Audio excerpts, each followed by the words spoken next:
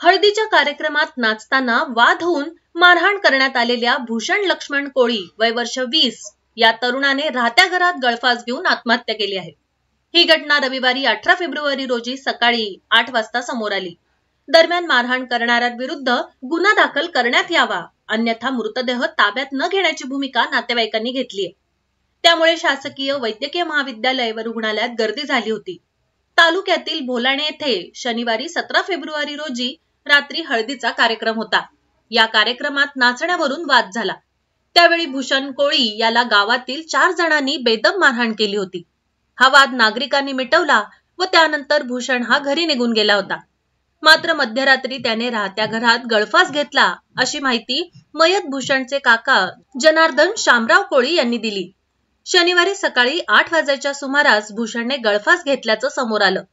यावेळी कुटुंबियांना मोठा धक्का बसला। या तरुणाला शासकीय वैद्यकीय महाविद्यालयात व रुग्णालयात दाखल केलं असता वैद्यकीय अधिकाऱ्यांनी मयत घोषित केलं। तालुका पोलीस ठाण्याचे सहाय्यक फौजदार माणिक सकपाळे, पोलीस हेड कॉन्स्टेबल विकास शिंदे व पोलीस हेड कॉन्स्टेबल पाटील यांनी पंचनामा केला। या प्रकरणी तालुका पोलीस ठाण्यात अकस्मात मृत्यूची नोंद करण्यात आली आहे।